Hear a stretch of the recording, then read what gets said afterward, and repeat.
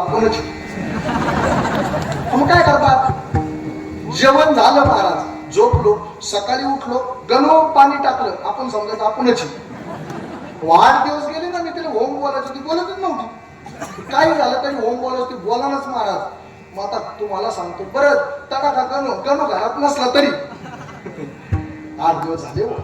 परवाच्या दिवशी मला कीर्तन होतं काल्याचा, रामनवमीच्या नंतर हनुमान जयंतीचं दुसऱ्या दिवशीचं काल्याचं कीर्तन. आणि मग काल्याचं कीर्तन करून आमच्या बहिणीच्या गावाला कीर्तन होतं. सकाळी काला केला, एकच कीर्तन होतं, भाषे होते. आम्ही त्याला खेळत बसलो, घरचं काही वातावरण नाही. एकच कीर्तन. संध्याकाळी घरी आलो उशिरा, थोडा 8 वाजता अशी भांडी घाशीत होती ती. तिनं आमच्या लहान भावाला सांगितलं, त्यांना विचारा उशीर कस काय झाला. एकच कीर्तन होतं, कस काय उशीर झाला. तो माझ्याकडे आला, भाऊ तुम्हाला एकच कीर्तन होतं, कस काय उशीर. म्हणजे ज्याला विचार असतं मला विचारलं, तुला काय करायचं ते नाही पण सांगा. त्याला म्हणतो जा ते असे भांडे घासत होते. तो म्हणे सांगा ना पण कस काय उशीर झाला.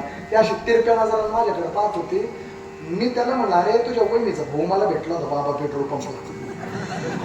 मग काय झालं? अरे म्हणलं त्याला कावीळ झाला, कावीळ. तुम्ही काय केलं? म्हणलं भेंड्याला नेलं नाकात औषध टाकायला. बरं मग आता पाहुण्याचं कसं काय? अरे कशाचं काय, त्याला टायफॉइड झाला, आता दंडेला ऍडमिट केलं. मग आता पाहुण्याला डबा, म्हणलं तुला माहित नाही आपल्या घरात 8 दिवसांत काय चालू आहे, कोणाला मागायचा डबा. मग काय केलं? म्हणलं मेसून घेतला, नेऊन दिला पटकन. रद्दी मला हॉस्पिटलला झोपायला जायचं त्याच्याकडे. तिला इतका राग आला माझ्या भावाला, आणि हॉटेलातून डबा दिला. ती घरात गेली, रॅकवर जेवढे भांडे होते ते सगळे आपटून दिले. म्हणलं दोनदा आपटे तोच बापान देईल.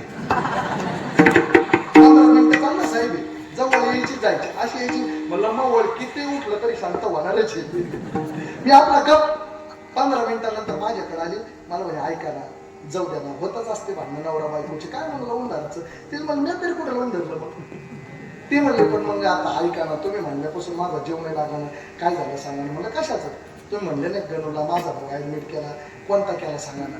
तिला म्हणलं तू तर बोलत नव्हती. नाही नाही आता नाही, याच्यानंतर नाही, जीवच लागा नाव, देवाची शपथ हो, मला रडूच आवरा नाव. सांगा ना कोणता होता, लहान होता मोठा होता.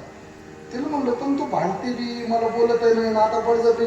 ती म्हणजे आता याच्यानंतर भांडणार नाही. म्हणलं कोणाची शपथ? म्हणजे माझ्या मम्मीची शपथ तुमच्याकडे आता भांडणार नाही. सांगा ना कोणता होता, सांगा ना. तिला म्हणलं खरं सांगू, खरं सांगू कोणता होता? जीवच लागा ना. तिला म्हणलं खरं सांगू का? कोणताच नव्हता, बोलाय पुरताच होता.